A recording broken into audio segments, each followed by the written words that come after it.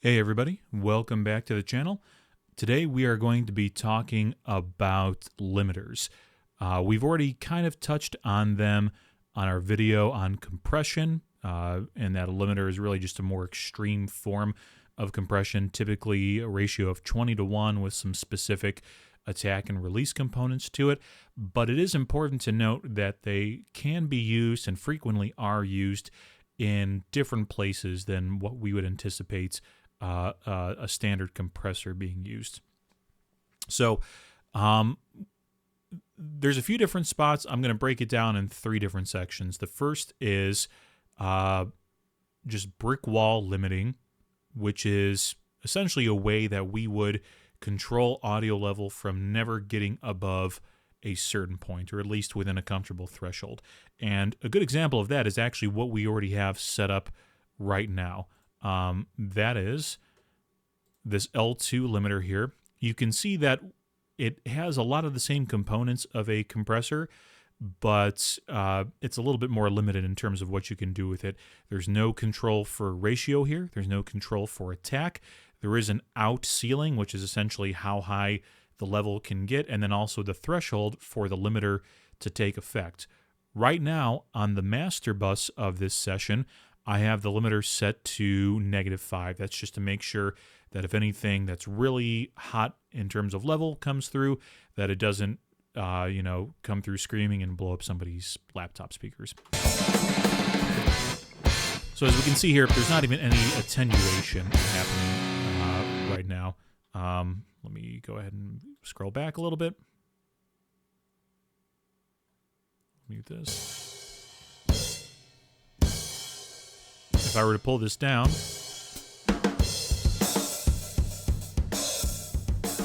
now we can hear that compressor working a little bit more. This isn't brick wall limiting, but just to kind of show you that this is doing something, or at least that it has the capability of doing something. That's the first application. In live sound, you could use this for things like if you have an instrument that's coming through really hot frequently, if you're running sound, and you also have a DJ set up where the track can be pretty rambunctious, to say the least, then oftentimes you can put a limiter on that channel, or just a compressor with the ratio turned up very, very high to kind of brick wall, just to protect everything. I would call that the first and probably most elementary use of a limiter. It's just brick wall limiting to protect components from getting blown up. So there's some other situations that we can use limiting for as well, in a bit more creative way that kind of colors the sound rather than just protecting equipment and being totally utilitarian. The first is, I would say, any instrument that has the potential to have or does have a lot of low end. Kick drum comes to mind right off the bat. The kick drum has, even though it does have a lot of low end, there's a lot of other frequencies going on in there. There can be the snap of the beater. There's a little bit more of that mid-range ring that you would get from the resonance of the drum.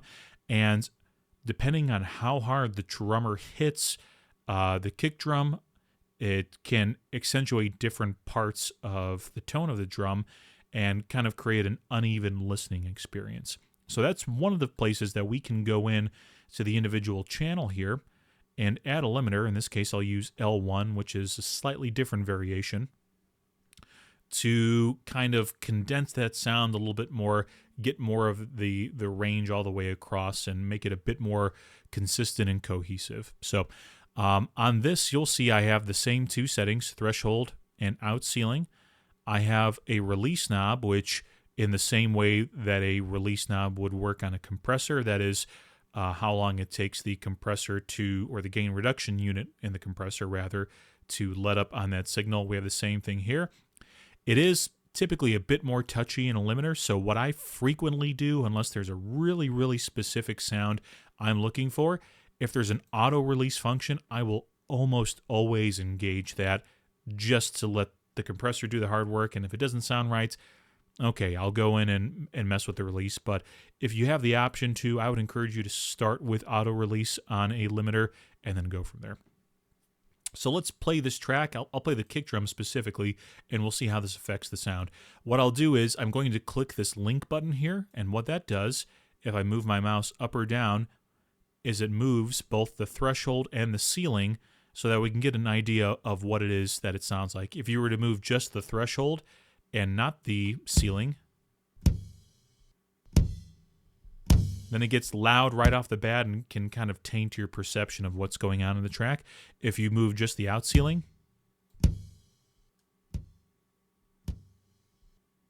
then there's no attenuation actually being done. It's just controlling how loud the track is going out.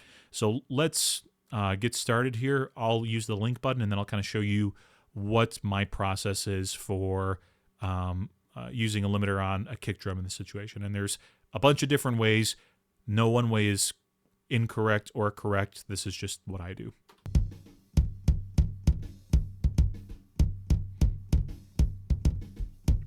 So we can see we've got about 6 dB of attenuation here.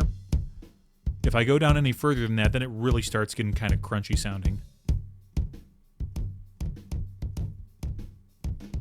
So not super pleasing to listen to. I'm going to go back up to around that 6 dB range, maybe even a little less.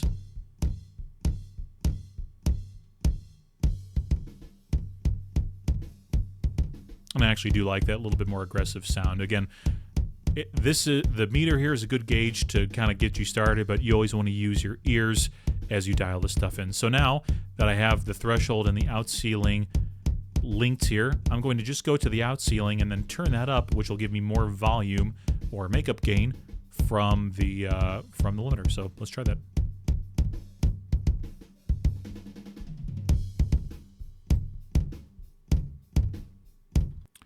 So to my ears, that sounds okay so far. Let's bypass that and see how it sounds before and after.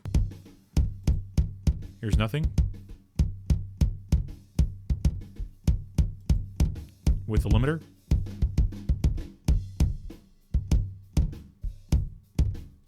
Without.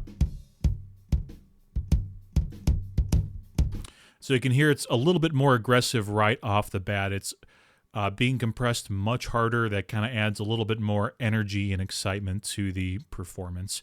You can do the same thing on bass. I find myself using L1 specifically, but typically just a limiter of any type on bass, and that works really well. The other place that I find that a limiter works pretty well is on a tom bus as well, because if we're thinking about toms, there's a lot of harmonic information in any one of those drums. There's the snap of the stick, there's the resonance of the toms throughout a whole bunch of different ranges. So what we can do is add a limiter to toms, and if you watched the last video, you'll know I've got my tom bus already set up. I'm going to go to my dynamics, and I'm going to put another instance of L1 here, and we're just going to listen to this for a moment.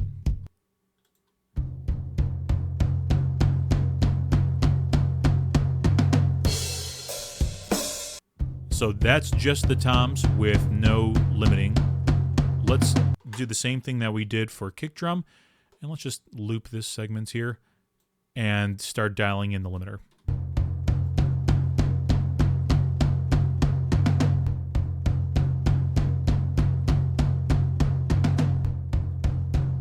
little bit too much.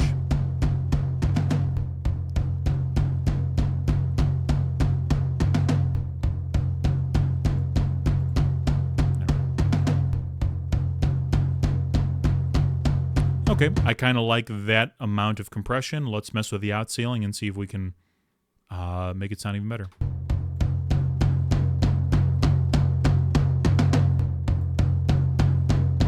So you can hear more that ooh, that low ringing, but we also have more of the attack. All of the individual components have kind of been glued together and brought to the forefront a little bit. Let's bypass that so we can hear it with no limiting, and then we'll re-engage the limiter.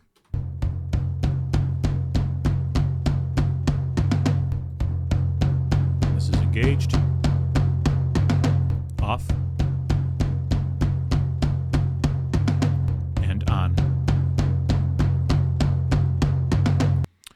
So again, not necessarily a huge difference, but it is a noticeable difference, and it is a difference that overall I would argue, makes everything sound a little bit better. Now, one of the final scenarios in which we would use a limiter is for mastering of a track.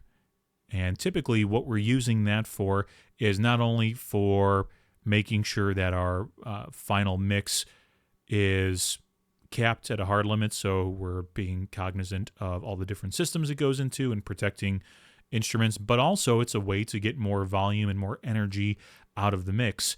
You'll see here that the same limiter I'm using for brick wall limiting right now will be used for, or can be used rather, for a mastering scenario. So I'm just going to grab a chunk of this track here and show you what it sounds like, to use a more extreme amount of limiting across an entire track, and then see how that affects the level, the transients, and kind of how you get a mix up to a master volume. So let's just take a little snippet and see what we can come up with. I'm going to do the same thing. I'm going to go to the link button and bring it down.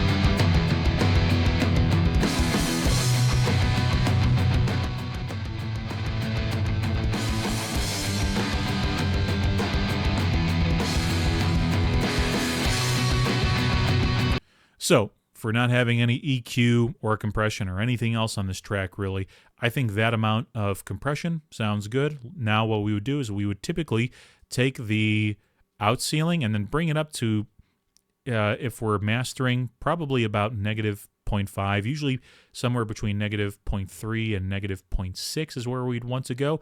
I'll start low and then bring it up just because I don't want to, blow your speakers up or anything like that. But you can see how quickly the volume escalates and how we get to that finished level. So here's what it sounds like.